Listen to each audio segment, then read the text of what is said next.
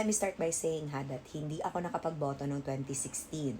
Bet ko lang si Miriam as president at magugulat kayo sa VP ko. Lenny was my VP. Kaya at the start, talagang masaya ako. Bakit? Yung binoto, yung bet ko, yun yung nanalo. Hindi niyo ba nakita na may picture kami ni VP Lenny before? Nag-meet na talaga kasi kami niyan in person. I met her in Butuan City. And I really went to her kasi sa Max sila kumain ata. Tapos kami kasi we own the Jerry's Grill sa tabi niyan sa Robinsons. Pinuntahan ko talaga yan siya at talagang nag-hi ako, nagpakilala talaga ako. Kasi idol na idol ko si Sir Jesse Robredo. Yun talaga yung gusto-gusto ko sanang ma-meet. Nakilala ko kasi ang mga Robredo nung pumunta kami sa Naga nung palarong pambansa with my sister. Tapos, since then, idol ko na siya. Sayang lang, nung pagkamatay niya, grabe yung iyak ko because chance ko na sana yung ma-meet siya because he was flying from Cebu and I was also in Cebu at that time. It just wasn't the right thing to do. First, I'm an ate too. Hindi kasi nila magets ba na, something like that.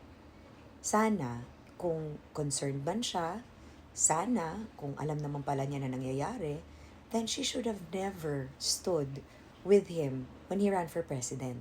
Hindi kasi ako makarelate sa ginawa niya because personally hindi ko kasi kukonsintihin ang brother ko. That's why my brother and I were not very close. There was a happening even before he got married between us and after that, and it never quite got fixed and personal na namin yon.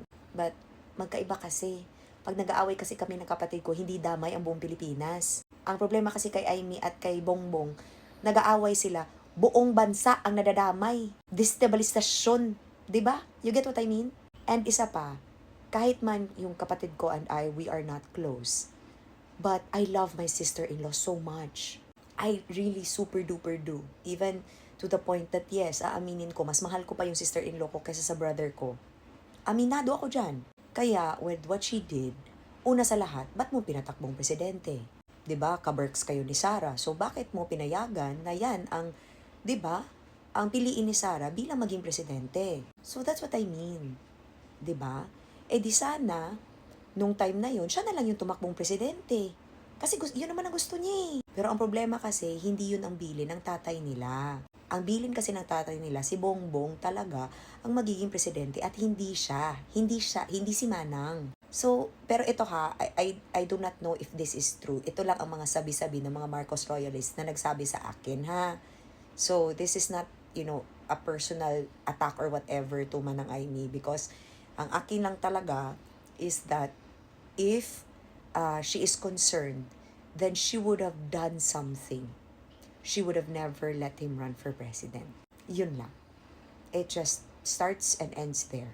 Because as an ate, kahit anong mangyari, okay? Kahit anong mangyari, kapatid mo pa rin yan. And you could have chosen to stand by that, by what you said from the very start. Hindi mo dapat siya pinatakbong presidente kung gano'n naman pala ang nangyayari. At sa pagkakaalam ko kasi, ang hirap mo kasing maging addict kung isa lang naman ang functioning kidney mo. Eh di sana ang tagal lang namatay ni PBBM, di ba? And to think, alam niyo ba yan that he got very sick before he ran for president? So paano? So anyway, basta that's it. That's all I can say about it. Kasi ate din ako.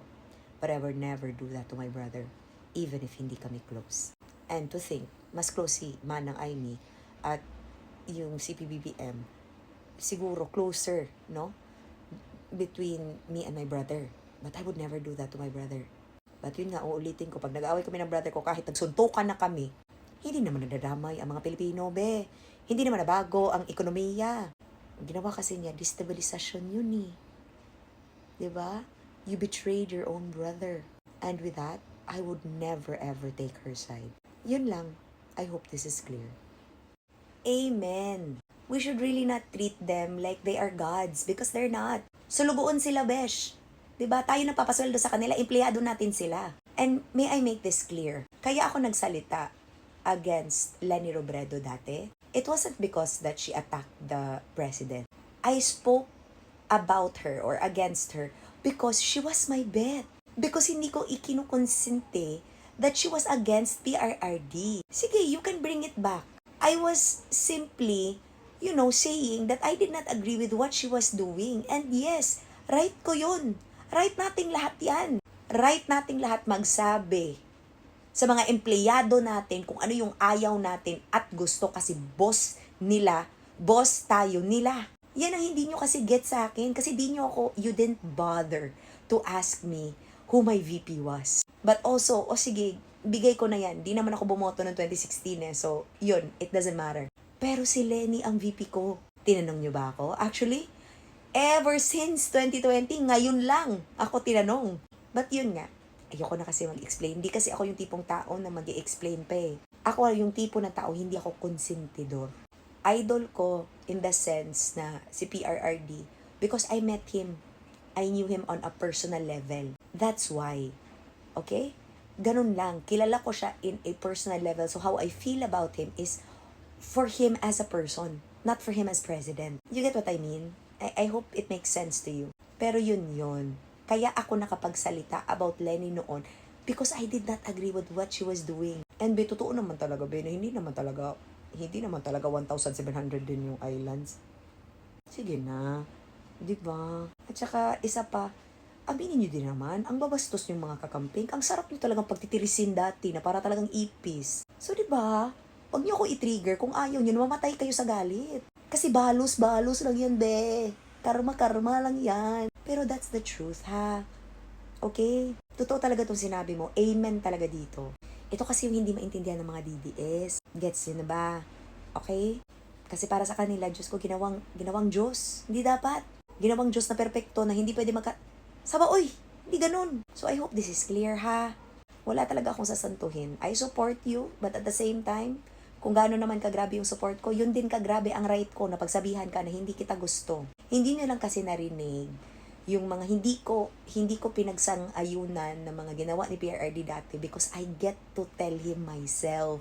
I got to tell him to his face in Malacanang when he invited me. There were things I told him in person that I did not agree with because I'm not afraid. I'm really not afraid. Whatever it is that I say about people on the internet, I can say to their face. But obviously, in person naman, 'di ba? Ang kaibahan lang, syempre, hindi ko naman pwedeng bakla-baklain si Ma'am Lenny. Diyos, hindi kasi bakla ang personality ni Madam. You get what I mean? You get what I mean, mga be? So, again, dati, Ma'am Lenny was only at the bad end of, my tirades. It wasn't because of her as a person. It was because of the kakampigs. I just love to piss them off. You get what I mean? Yan lang naman yun eh. Kasi had you bothered to listen to me, had you bothered to get to know me, you would have understood me. And since you made me an enemy, I will give you your energy back. Kaya natatawa ako sa sinasabi niyong character development. Paano niyo naman sinabi yun, be? Di niyo naman ako kinilala. Ang nag-develop, ang susong tumayo. Ang nag-develop, ang aking weight change. Ang nag-develop, ang long hair to short hair. Yun lang. But the way I see politics, the way I see people, the way I see people in government, and the way I think, is exactly what this comment is all about. Tama talaga. Hindi ko nga kukonsintihin ang sarili kong pamilya, politiko pa kaya na hindi ko kaano-ano. I hope this is clear, ha?